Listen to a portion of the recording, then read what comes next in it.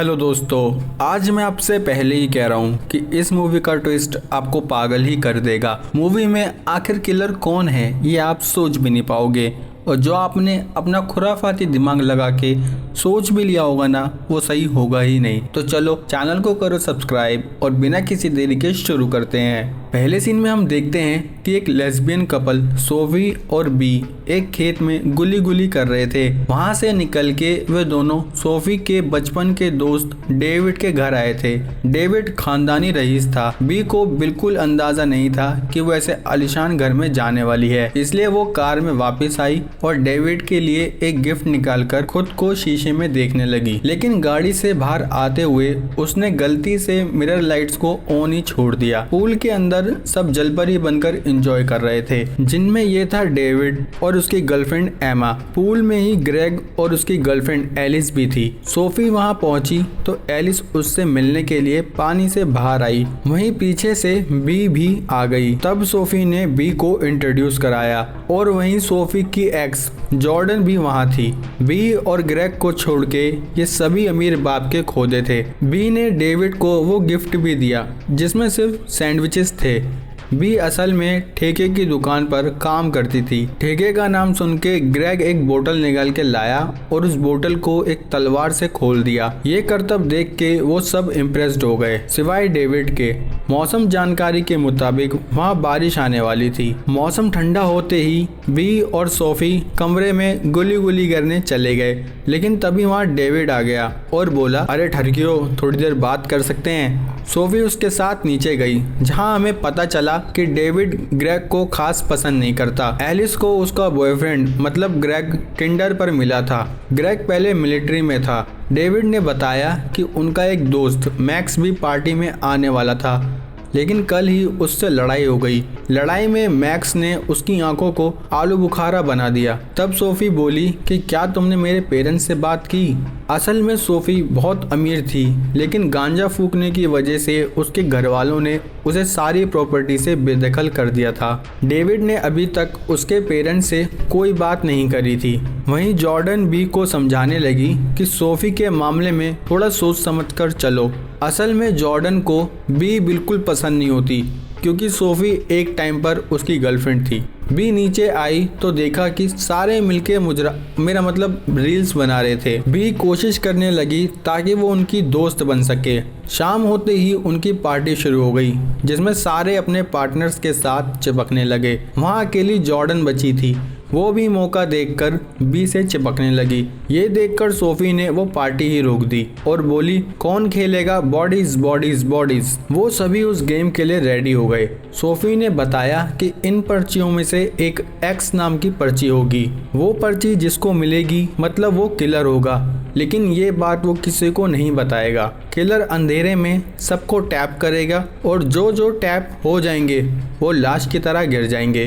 जैसे ही किसी को कोई बॉडी मिलेगी तो वो चिल्लाएगा, बॉडीज बॉडीज बॉडीज। उसके बाद सब मिलके वोटिंग करेंगे कि आखिर किलर कौन है। सही गैस करने पर किलर आउट हो जाएगा और गलत गैस पर जो लाश बना होगा वो आउट होगा। गेम शुरू होने से पहले उन्हें एक एक वोडका लेनी थी और वोडका के साथ चखने की जगह उन्हें चाटा खाना था। सबने क्लॉकवाइज एक दूसरे को चाटा मारा, लेकिन डेविड ने ग्रेग के चाटे की जगह एक सुपरमैन पंच ही दे दिया। सब शॉक थे, लेकिन ग्रेग ने कुछ नहीं कहा। फर्स्ट राउंड शुरू हुआ, जिसमें सबसे पहले ग्रेग की लाश मिली। फिर सब वोटिंग करने लगे। एलिस ग्रेग को उठाने लगी, लेकिन वो उठ ही नहीं रहा था।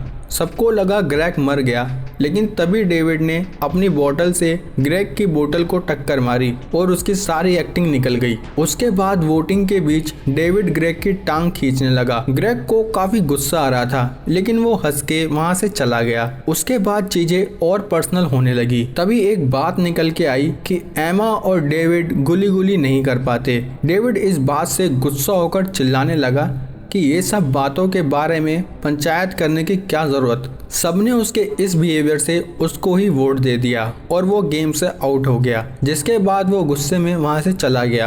अब बारी आई सेकंड राउंड की, जिसमें सिर्फ महिलाएं ही शामिल थी। राउंड शुरू होता उससे पहले ही सारी लाइट्स बंद हो गई। उन सबको लगा कि ये काम डेविड ने किया है, क्योंकि वो यहाँ से किलस के गया था। इसके बाद वो सभी हल्के भारी होने चले गए। तभी बी ने देखा कि खिड़की के बाहर डेविड मर रहा था। उसकी गर्दन पर कट लगा हुआ था। वो सभी हॉस्पिटल की सिस्टर बनते हुए उसे बचाने की कोशिश करने लगी, लेकिन तब तक डेविड मर चुका था। फिर भी उन्होंने हेल्प के लिए अपना फ़ोन देखा तो सारे सिग्नल्स गायब थे, और जब वो कार के लिए भागे तो कार की बैटरी ख़त्म हो चुकी थी, क्योंकि बी ने उसकी मिरर लाइट्स ऑन ही छोड़ दी थी। इसके बाद वो सब अंदर आ गए और जॉर्डन को वो तलवार मिल गई जिससे डेविड का कांड हुआ था। उन्होंने सोचा कि पूरे घर में सिक्योरिटी सिस्टम बहुत टाइट है, कोई भी अनजान अंदर आ नहीं सकता, तो ये काम हमारे ही बीच किसी का है। उन्होंने ये भी सोचा कि कहीं मैक्स कल की लड़ाई का बदला लेने तो नहीं आ गया। तभी उन्हें याद आया कि ग्रेग भी गायब है। सब उसे ढूंढने लगे। वो सभी ग्रेग के कमरे में आए, जहां उन्होंने देखा कि ग्रेग गायब है, लेकिन उसके सामान में वायर, चाकू, मैप्स, ये सब चीजें थी, जिसे देखकर उनका शक और बढ़ गया। ग्रेग को ढूंढते हुए वो एमा के कमरे में आए, जहां कोई लेटा हुआ था। उन्होंने चादर हटाई तो देखा कि वहां एमा खुद को संभाल रही थी। एलिस ने उसको एक गोली दे दी और खुद भी खा ली। उन्होंने एक एक चाकू भी ले रखा था। आखिर उन्हें ग्रेग जिम में चारों खाने चित दिख गया। उन्होंने उसे बताया कि डेविड मर चुका है। उसे लगा कि वो सब उसके साथ प्रैंक कर रहे हैं, इसलिए वो उल्टा उनकी लेने लगा। लेकिन जब उसे दिखा कि चीजें सीरियस हो रही हैं, उसने सोफिया का चाकू छीन लिया। उसने कहा कि तुम सब अपने हथियार डाल दो, मैं भी डाल दूंगा। उसने जैसे ही हथियार रखा, जॉर्डन उसकी गर्दन पर चढ़ गई। उसने जॉर्डन को दीवार में दे मारा और वो जैसे चाकू उठाकर उठा, पीछे से उसके सर में बी ने वेट मार दिया, जिसके बाद वो भी मर गया।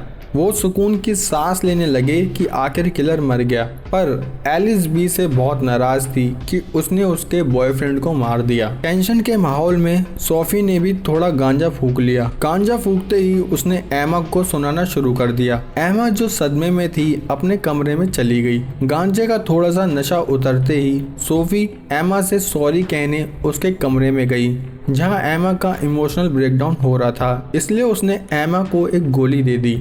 वहीं एलिस इधर उधर भटक रही थी और एकदम से नीचे गिर गई। जब वो उठी तो देखा कि एमा की लाश के ऊपर गिरी थी। वो चिल्लाने लगी। ऐसा लग रहा था जैसे एमा को किसी ने ऊपर से गिराया हो। तभी ऊपर से बी आई। उनका पूरा शक बी पर शिफ्ट हो गया, क्योंकि वही एक बाहर की पर्सन है। साथ ही उसने ही सबसे पहले डेविड को देखा था और उसने ही ग्रेग के सर में वेट मारा। ये सब कहकर एलिस और जॉर्डन ने बी को घर से बाहर निकाल दिया। वहीं सोफी सिर्फ उसका मुंह देख रही थी, जबकि उसकी ही गर्लफ्रेंड पर सारे इल्जाम लग रहे थे। उन्होंने सारे दरवाजे खिड़की बंद कर दिए। बी वहां से भागकर कार में आ गई, जहां वो 100 ग्राम हवा के साथ 10 ग्राम चिप्स खाने लगी। तभी उसे बैग में कुछ कपड़े भी दिखे। बी वापस घर में घुसने के लिए जगह देखने लगी। तभी उसने खिड़की से देखा कि जॉर्डन एक गन निकाल रही है। ये देखकर वो घर के बैक डोर से घर में घुस गई और अपने डिफेंस में उसने एक हथौड़ा भी उठा लिया। उसने एलिस और सोफिया को बताया कि जॉर्डन के पास गन है। बी ने कहा कि अपनी पॉकेट खाली करो। पॉकेट खाली करते हुए जॉर्डन के पास से वो एक्स नाम की पर्ची निकल गई, जिसका मतलब वही किलर है। सबका शक जॉर्डन पर जाने लगा। इसी बीच सोफिया और बी का पैचअप भी हो गया। ये देखकर जॉर्डन किलस गई और उसने वो छिपाई हुई बंदूक निकाल ली। फिर से वो सभी एक दूसरे पर इल्जाम डालने लगे, लेकिन बातें इल्जाम पर नहीं रुकी, बल्कि एक दूसरे के घर, पैसा, प्रोफेशन तक चली गई, जहां साफ हो गया कि ये दोस्ती सिर्फ मतलब की दोस्ती थी। तभी जॉर्डन ने खुलासा किया कि आज सोफी और जॉर्डन ने कार को डांसिंग कार बनाया था, इसलिए उसके कपड़े कार में थे। और अगर विश्वास नहीं तो भी सोफी का फोन चेक कर ले। सोफी इस बात से गुस्सा होकर जॉर्डन की सीक्रेट्स बताने लगी कि जॉर्डन एलिस के पॉडकास्ट को घटिया बताती है। ये सब सुन के एलिस भी जॉर्डन के सीक्रेट्स अबाउट सोफी खोलने लगी। जॉर्डन से बर्दाश्त नहीं हुआ और उसने एलिस के पैर में गोली मार दी। ये देखकर सब जॉर्डन से बंदूक छीनने लगे। छीना झपटी में गन से गोली चल गई, जिस पर एलिस का नाम लिखा था। एलिस भी वहीं मर गई। जॉर्डन उन दोनों को गन पॉइंट करते हुए ऊपर फ्लोर पर जाने लगी। सोफी उसे समझा रही थी कि गन फेंक दो, और इतने में बी ने जॉर्डन पर हमला कर दिया। दोनों में गुत्थम गुत्था शुरू हो गई। जिसमें बी ने जॉर्डन को नीचे फेंक दिया और जॉर्डन मरते दम तक यही कह रही थी कि सोफी का फोन चेक करो। तब बी ने सोफी से पूछा कि क्या तुमने एमा को मारा। उसने मना कर दिया, लेकिन बी को बिल्कुल विश्वास नहीं हुआ। वो सोफी से डर के वहाँ से भाग गई और खुद को छुपा लिया। सुबह होते ही बी घर से बाहर आई, जहाँ पीछे से सोफी ने आके उसे हक किया और बताया कि उसने एमा को एक पिल दी थी, जिसकी ओवरडोज से एमा जीने से गिर गई। बी ने सोफी को गन पॉइंट पर लिया और उसका फोन मांगा, लेकिन सोफी ने फोन देने की जगह फोन को दूर फेंक दिया। दोनों कीचड़ में फोन के लिए गुत्थम गुत्था करने लगे। उनके हाथ फोन तो लगा, लेकिन वो फोन डेविड का था। उन्होंने डेविड की फेस आईडी से फोन खोला तो देखा कि डेविड ग्रेग की तरह बोतल खोलते हुए रील बना रहा था और उसने खुद ही तलवार अपनी गर्दन में मार ली। इसका मतलब डेविड को किसी ने नहीं मारा, वो खुद बेवकूफ़ी करते हुए मारा गया। यहाँ किलर और कोई नहीं बल्कि उनकी मिसअंडरस्टैंडिंग थी, जिसकी वजह से पहले ग्रेग, फिर एमा, एलिस और फिर जॉर्डन मारे गए। वहाँ मैक्स भी आया और ये सब देखकर हैरान था। यही था हमारी कहानी का एंड दोस्तों। हाँ तो दोस्तों, किसको किलर समझ रहे थे कमेंट्स में बताओ तो ज़रा। और देख लो, एक मिसअंडरस्टैंडिंग कैसे सबकी जान ले सकती है, क्योंकि उनका एक दूसरे पर विश्वास ही नहीं था। इसलिए अपने दोस्त वही चुनो जिस पर आप आंख बंद करके विश्वास कर सको। मूवी कैसी लगी लाइक कमेंट करके ज़रूर बताना।